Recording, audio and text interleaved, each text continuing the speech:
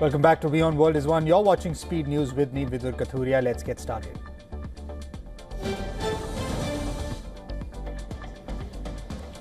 A fire at a retirement home in the city of Manado on Indonesia's Sulawesi island has killed 16 people. The authorities are still investigating the cause of the fire.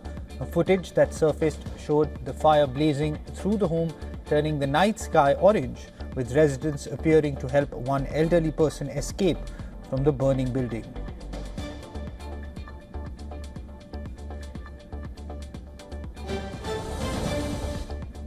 US President Donald Trump has said that a deal to end the Russia-Ukraine war is closer than ever, but reported no apparent breakthrough on the flashpoint issue of territory after new talks with warring countries' leaders. In a joint press conference, Trump and Zelensky indicated that there was near agreement on a US-Ukraine security agreement, but Trump said a few thorny issues around territory must be resolved. Trump spoke with Russian President Vladimir Putin earlier in the day. Ukrainian President Zelensky said an agreement on security guarantees for Ukraine has been reached. Trump was slightly more cautious, saying that they were 95% on the way to such an agreement and that he expected European countries to take over a big part of that effort with the US backing. Zelensky said any peace agreement would have to be approved by Ukraine's parliament or by a referendum. Trump said he would be willing to speak to parliament if that would secure the deal.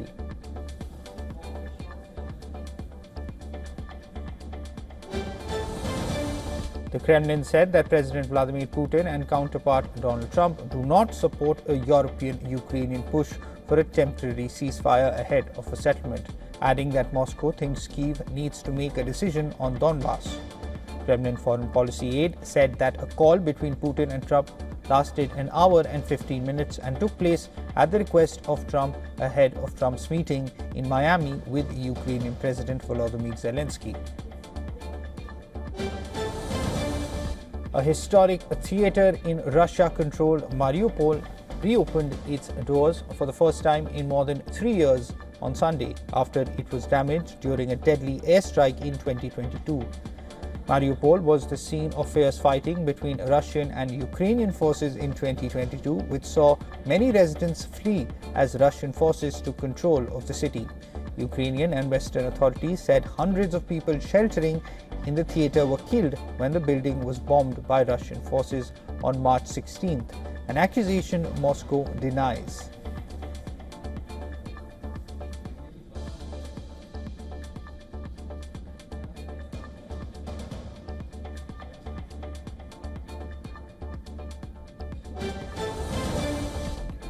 Taiwan said it has detected 4 Chinese Coast Guard ships near the island's waters. The Taiwanese Coast Guard said the 4 vessels were sailing near waters off Taiwan's northern and eastern coast today, adding it immediately deployed large vessels to pre-position responses in relevant areas and sent additional support. This comes as Beijing announced it has started live-fire military exercises around Taiwan hours after announcing major drills in waters and airspace near the island.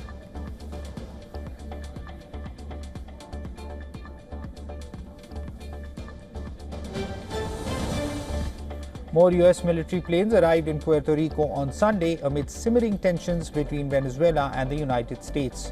C-130J Super Hercules transport aircraft were seen taxiing and taking off from Rafael Hernandez Airport in Puerto Rico's Agudalia.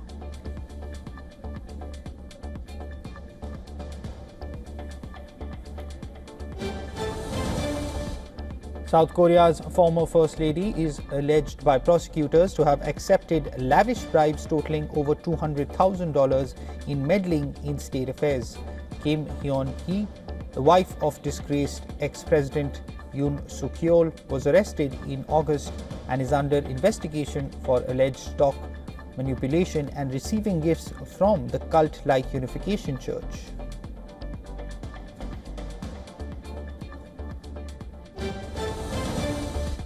Nine people, including 5 children, have been stabbed to death on the outskirts of Suriname's capital, Paramaribo. Officers were called to an address on a road leading out of the capital on Saturday night, where they detained a male suspect after shooting him in the leg. Local media has suggested the man was suffering from mental health issues, citing officials and residents, while the South American nation's president said his family and neighbors were among the victims.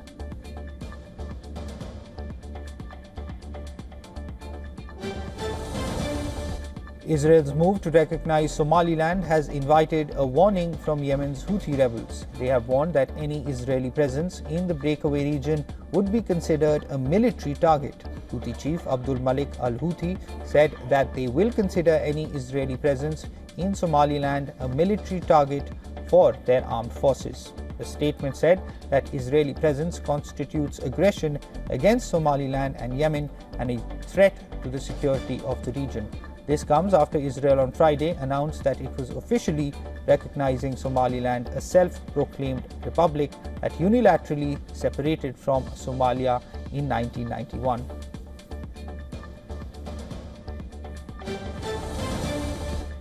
Preliminary results in Kosovo's parliamentary elections suggested that caretaker Prime Minister Albin Kurti's party was nearing 50%, potentially ending the country's long-running political deadlock.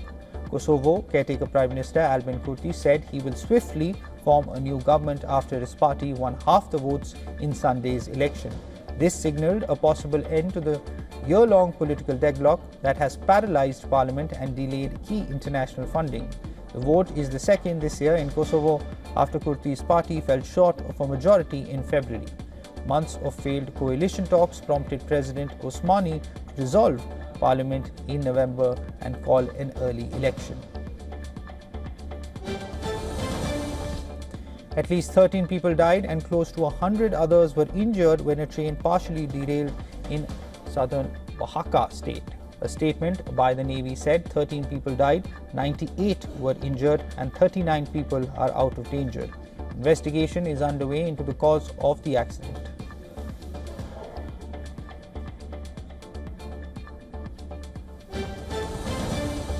Pakistan's High Commissioner to Bangladesh, Imran Haider, said that direct flights between Dhaka and Karachi are likely to begin in January, calling it an important step in improving ties between the two countries.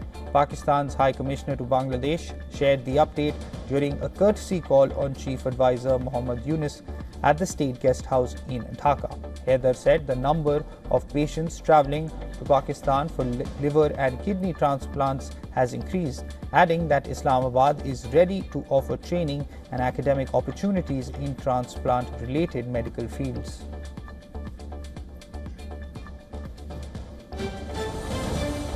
At least one person is dead and another injured after two helicopters collided mid-air before crashing to the ground in Hamilton, New Jersey. The Hamilton Police Department said it received a call about an aviation crash involving two helicopters near Hamilton Municipal Airport, where both aircraft crash-landed and one became engulfed in flames. Police said one person was confirmed dead and another was critical and suffered life-threatening injuries.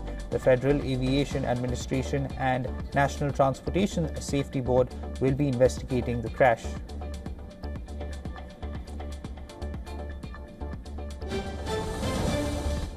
North Korean leader Kim Jong-un oversaw a long-range strategic cruise missile launching drill.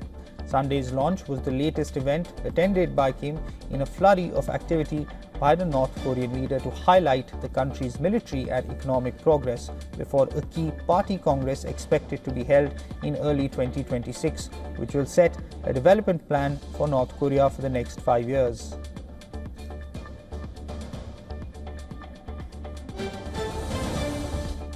China's private space firm Landspace is rapidly emerging as a strong challenger to SpaceX, focusing on reusable rockets to cut costs and build China's satellite constellations. Landspace's focus on giving China its own low-cost launch option similar to SpaceX's flight-proven reusable rocket Falcon 9 will play a key role in Beijing's plans to build up to 10,000 satellite constellations in the coming decades.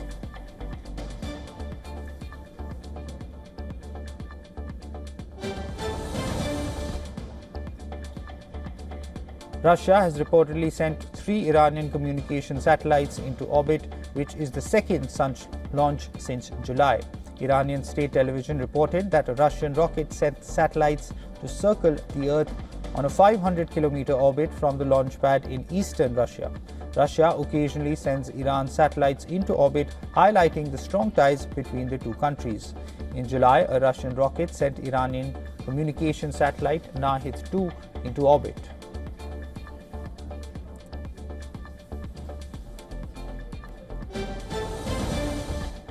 In Andhra Pradesh, a fire broke out on the Ernakulam Express in Anakapalli district on Monday.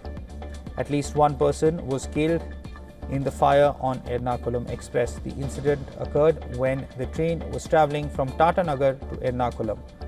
The pilot noticed flames near a railway station and immediately halted the train, preventing a major disaster. The fire reportedly started in the B1 coach, following which railway staff swiftly detached the affected coaches from the rest of the train. 2 coaches, M1 and B2, were completely gutted in the fire. A detailed inquiry has been ordered to ascertain the cause of the fire.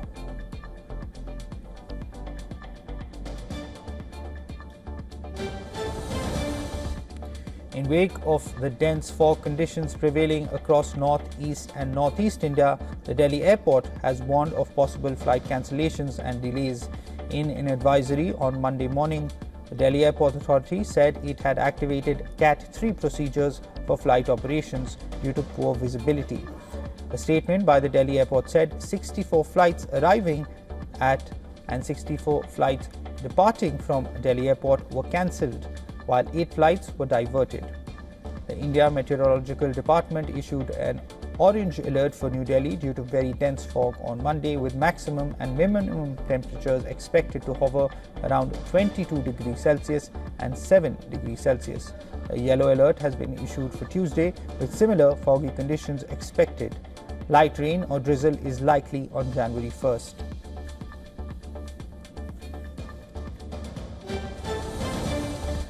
Torrential rains flooded Spain's southern and eastern provinces over the weekend, with 1 person dead and 2 missing on December 28. Overflowing river beds swept away cars and motorcycles, and authorities warned residents to stay indoors. In Valencia, where deadly floods in October last year killed over 220 people, authorities issued red alert warnings, urging residents to stay indoors and on high ground. 8 other provinces were on orange alert, warning citizens of serious risks to themselves or property and to be prepared for worsening conditions.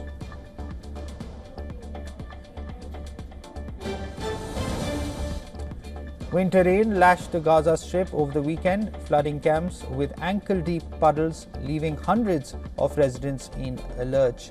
In the southern city of Khan Yunis, blankets were soaked and clay ovens meant for cooking were swamped. According to Gaza's health ministry, at least 12 people, including a 2-week-old infant, died since December 13 from hypothermia or weather-related collapses of war-damaged homes. Emergency workers have warned people not to stay in damaged buildings because they could collapse. But with much of the territory in rubble, there are few places to escape the rain.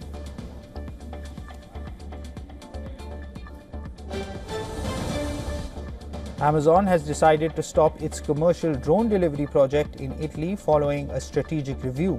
The company said, despite making progress with Italian aerospace regulators, broader business and regulatory conditions did not support the program's long-term goals. Italy's Civil Aviation Authority called the decision unexpected and said it was linked to Amazon's internal company policy and recent financial developments. Amazon had announced in December 2024 that it successfully completed initial drone delivery tests in San Salvo in the Abruzzo region.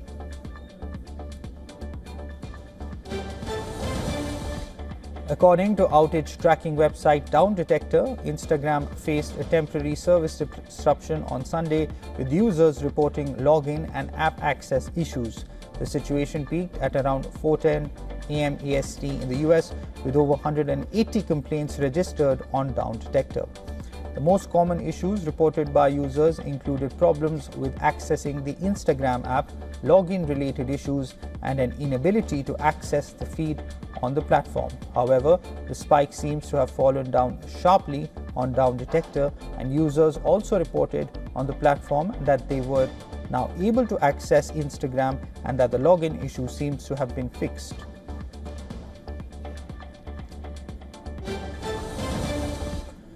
OpenAI CEO Sam Altman has announced a new senior role called Head of Preparedness, aimed at assessing risks from increasingly powerful AI systems.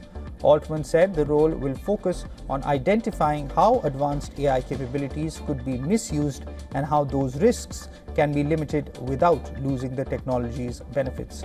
He warned that newer AI models are not just getting smarter, but are sometimes acting in unpredictable ways. The move signals growing concern within the AI industry.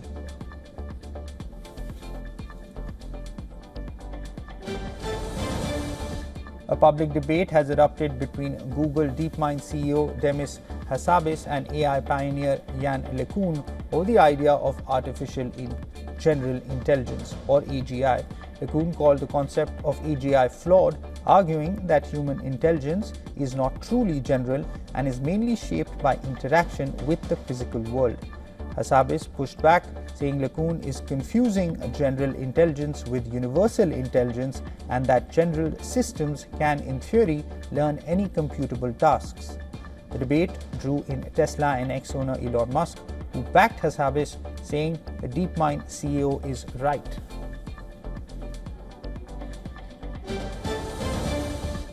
South Korean e-commerce company Coupang has announced a compensation package of $1.18 billion to holders of 33.7 million accounts for a massive data leak that has drawn backlash from users and lawmakers. Coupang said users will get vouchers of $34.85 each for its various services. The plan comes a day after Coupang founder Kim Bom issued his first public apology for the data breach and pledged to expedite compensation measures. In a statement posted on Coupang's website, the US-based chairman said he sincerely apologizes for the data leak, which was first disclosed in November and is one of South Korea's largest data breaches.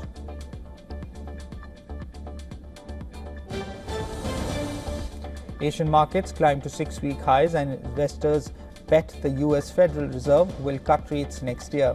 A weaker dollar fueled sharp rallies in precious metals, with gold near record levels despite volatile pullbacks in silver and platinum. Tech stocks led gains across Asia, while the yen found modest support after slightly hawkish signals from the Bank of Japan.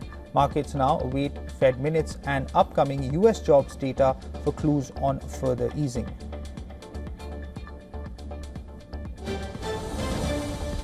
Oil prices edged higher as investors focused on elevated geopolitical risks that could disrupt global supply. Ongoing strikes in the Russia-Ukraine war and rising tensions in the Middle East supported prices despite hopes for progress in peace talks. Analysts say gains remain capped by concerns over a global supply glut and uncertainty around negotiations.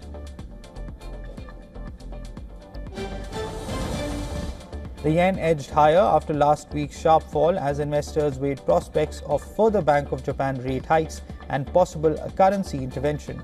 Policymakers signaled rates may rise again after lifting them to a 30-year high.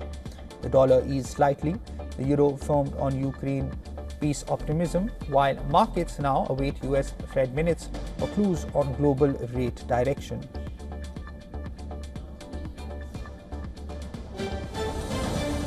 Foreign investors pulled a record 1.58 lakh crore rupees from Indian equities in 2025, marking the worst ever annual FPI outflow.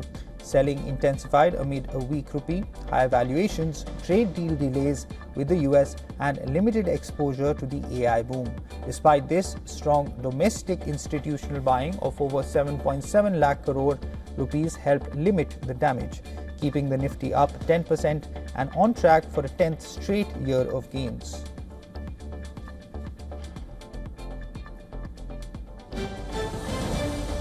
Algeria have booked their place in the last 16 of the Africa Cup of Nations. Riyad Mahrez struck his third goal in 2 matches to help Algeria beat Burkina Faso 1-0 to reach the knockout stages. The 2019 champions came into the match after a dominant win over Sudan. Against Burkina Faso, Algeria broke the deadlock in the 23rd minute. They were awarded a penalty after Manchester City's Ryan Aït-Nouri was bundled over.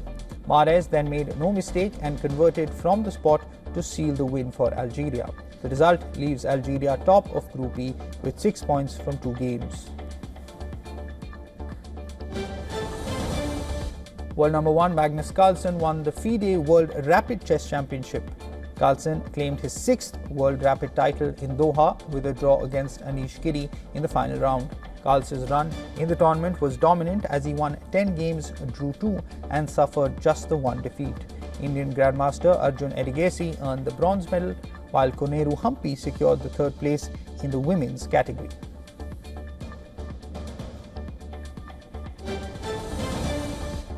Attorneys for Dwayne Kef D. Davis, the man charged in the 1996 killing of Tupac Shakur, are moving to suppress evidence seized during a 2023 raid.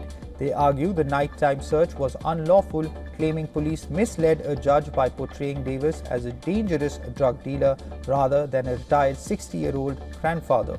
Additionally, the defense argues Davis's previous confessions were false stories fabricated to monetize the rapper's death and avoid prior drug charges.